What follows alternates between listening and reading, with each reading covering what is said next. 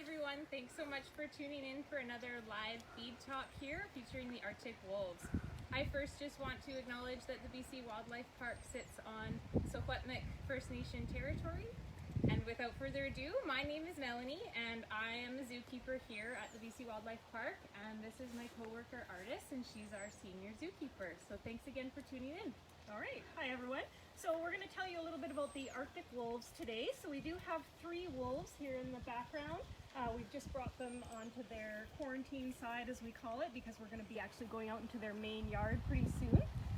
So we're going to do a bit of training with them just to start. And the training that we're doing today is station training. So what station training is we have them coming to a certain spot, and we want them to come to us when we call them. And what we're going to be doing is feeding them the red meat portion of their diet today. So I'll be feeding Sija, the female. Mel will be feeding the 2 boys, Ajaja, who we call AJ, and our alpha male, who is named Marak. And they're going to be lined up along the fence here while we do our training. And with the station training, we also, when we're feeding them through the fence, we want to be able to monitor the amount of food that they get. So we actually weigh their food out every day, and we feed them a certain amount every day. So if we have one wolf that maybe isn't as hungry, then we know that the other wolves aren't going to get additional food. So what we want is to make sure that we can keep an eye on their weight and make sure that they aren't gaining too much weight or losing too much weight. So this is a great way to really monitor what they're eating. So we'll start with the training here, and then I'll explain a little bit what we're doing as we go. We'll get these guys to come over. They've been waiting for a few moments here, so they might have lost interest. Hopefully not, but we'll see. So I've got Sija here. I'm going to get her to come over. Marak's way off in the distance there. Oh, he found a piece of food from Sija earlier. So, and AJ's in the middle.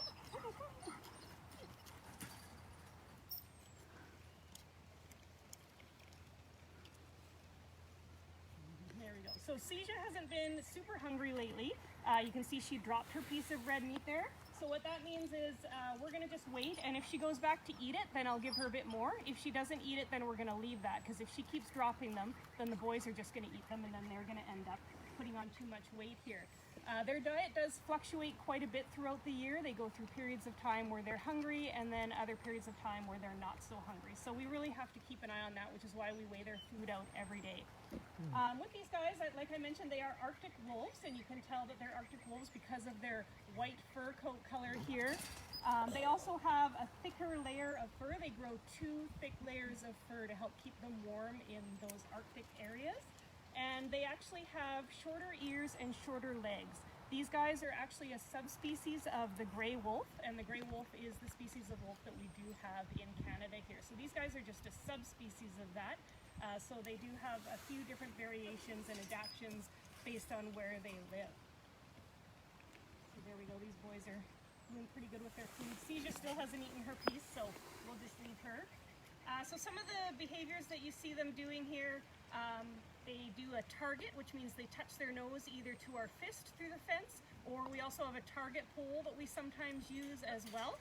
They'll also do an up, which is what Marak was just doing there. That allows us to get a nice good look at his body, the underside of his body there. And they also do a down, which means that they lay down as well. So we want them coming up nice and close. When they're close up like that too, we can also get a good look in their ears, their eyes, and their teeth too. All right, I think we're good here. Yep. So Sija's pretty much done. She ate her piece, but she's really not into it. She's putting her side up against the fence because she wants scratches right now. So we're actually able to scratch their body through the fence, and what that actually allows us to do is check on their body condition as well, so we can feel their ribs and see how much fat they have. Okay, so what we're going to do next is go into the main yard here, and Mel's going to tell you a little bit about enrichment once we get in there. I'm just going to show you the rest of the food that we spread out, the second part of their diet. So we'll just head over to the keeper gate over here.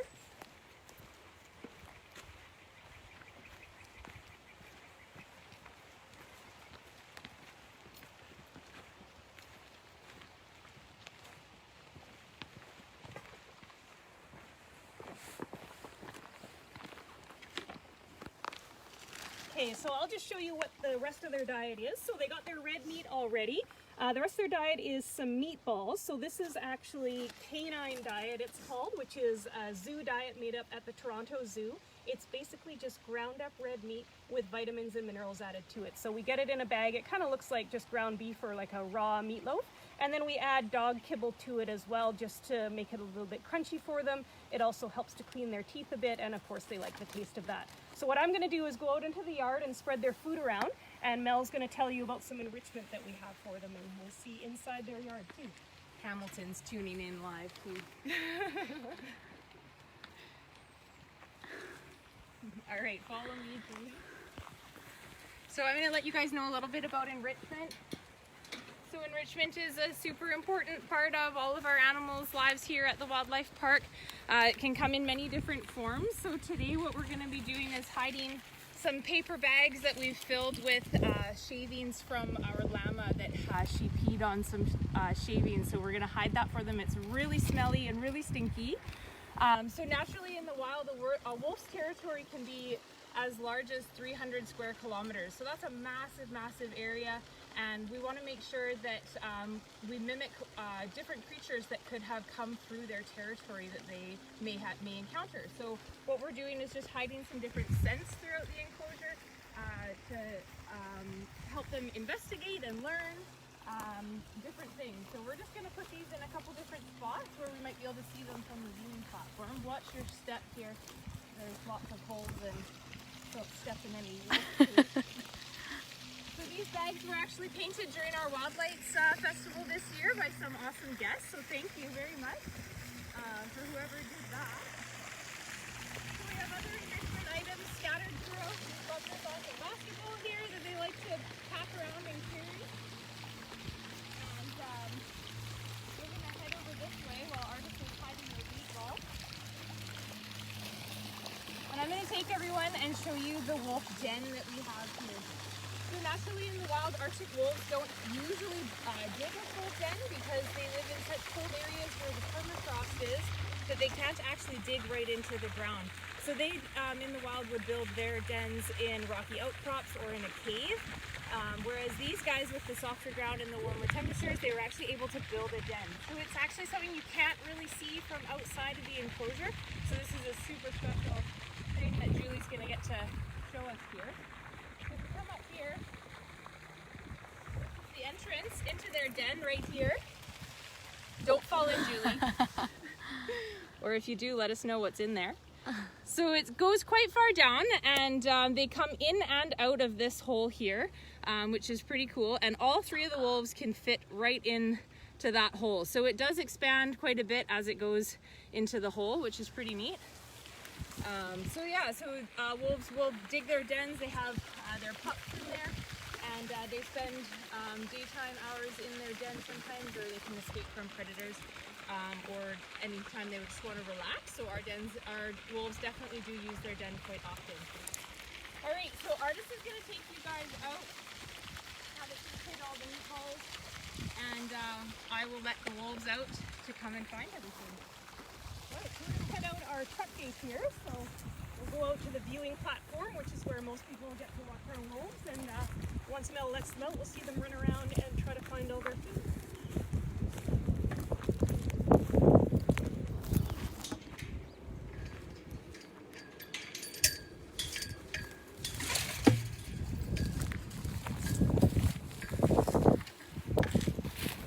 So just a reminder, if anyone has any questions, you can just drop them in the comment box below, and Zookeeper Artis and Zookeeper Mel can answer those for you.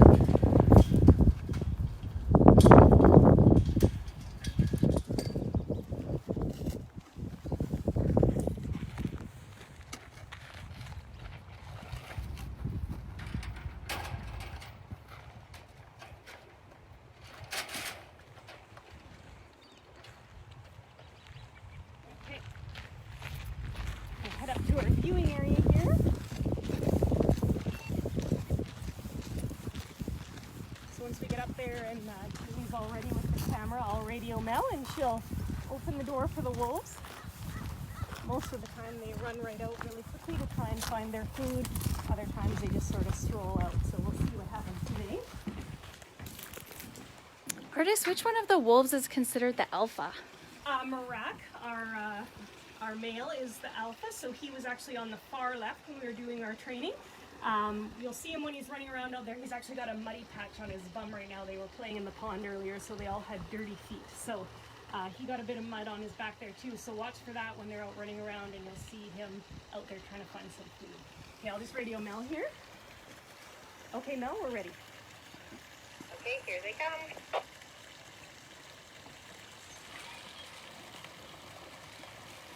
Okay, here they go. So usually what they do is they go for their food first. Unless they're not feeling very hungry, then they do catch the scent of something. Oh, there we go. So that was, AJ had a little piece of that bag there. He checked it out for a second, but he noticed it didn't have any food in it, so they're gonna go look for their meatballs first. So we do try and put their meatballs in different spots all the time, just so they always have to try and find them. So wolves have a really great sense of smell. So they can actually smell something from about 3 kilometers away, which means that they can smell their food when we are leaving the service area to come up and feed them. So they will run around and try and find their food. Because they're in their yard a lot, they actually will use their sense of sight to try and see things, but you'll see them sometimes if we've hidden it under a log. They'll be running by and they'll stop short if they smell something and turn back, and then they're able to find their food. So I did put some down here. Now, Artis, how old are they?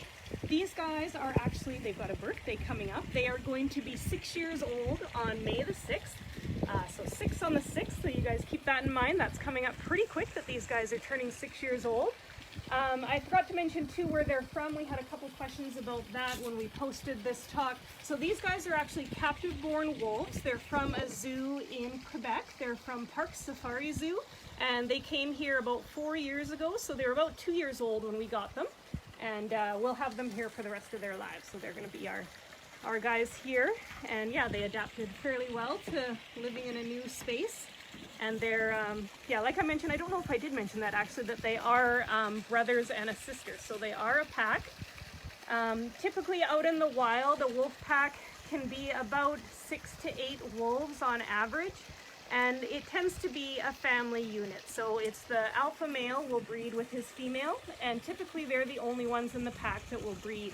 And then the other wolves in the pack help hunt, and they also help care for the pups. So these guys do hunt as a pack, and that helps them to take down larger prey items than if they were to just hunt on their own. So being Arctic wolves, what these guys would hunt out in the wild are muskox and caribou, Arctic hare, also birds like ptarmigan and any ground nesting bird that they can find. Sometimes they'll also go after seals as well if they can get to them. So it's basically other animals in the tundra. These guys are pretty high up on the totem pole for being apex predators. The only things they have to worry about out there are polar bears, other wolves, and occasionally humans, but because they live in the Arctic fairly high up north, there's not really a lot of humans around there, so they don't have to worry about that as much. So that's CJ drinking out of the pond there. How many pounds of meat a day would a single Arctic wolf eat? Well, these guys, we feed them out of their red dishes there. They get 700 or 600 grams of red meat each right now, and that fluctuates anywhere between 500 and 700 grams that they get every day. And then they also get the canine diet, which works out to about 400 grams of canine diet each. And then they get 250 mils of dog food each as well. So that's what we feed them every day. Out in the wild, it really varies because sometimes they can find food every day, especially if they're hunting things like Arctic hares and other smaller mammals. They have a higher chance of hunting something like that every day. But if they do get a large kill that they get as the pack, then they will eat that and gorge on it, and then they don't eat for a couple of days. But in one sitting, they've been known to eat 9 kilograms, which is close to around 20 pounds. That's kind of their maximum. But it really depends on what they end up hunting and catching. So that's Murak that's rolling around there. So when they get a scent that they really like, they definitely like to roll around in it and flatten it. So is it safe for the wolves to interbreed, being that they're all related? No, we don't do any breeding here with these guys. So both of the boys are neutered. Well, they all found the last piece at the same time. So both the boys are neutered. We're not doing any breeding here. Out in the wild, of course, they do have their family unit, so the alpha male will breed with the female. And then they do have their offspring that usually makes up the rest of the pack. Some of them stick around, but some of them will leave and go find another pack, either join another one or be alone for a while, and sometimes even join another pack, and that helps out in the wild for them to diversify their breeding and not continually breed with the same family. They want to branch out and join other packs for that. And how long do they live? That's a good question. So out in the wild, it's only about 6 to 8 years.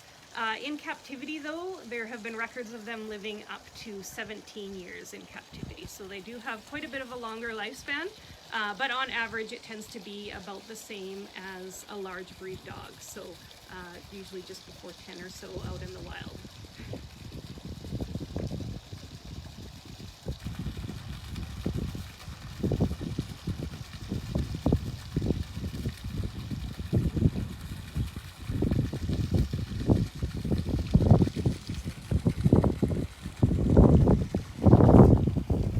So if anyone has any other last minute questions, I think we'll wrap this up soon, but feel free just to drop them in the comment box below.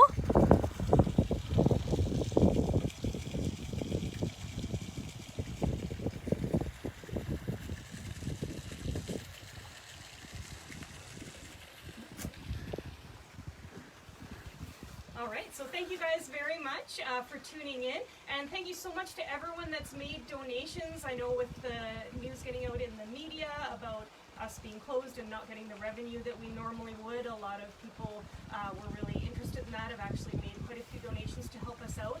And there's actually going to be a link with this post as well, just if anyone else wants to make donations, you can definitely check that out and have a look. But again, thank you so much. It's really great to see that everyone else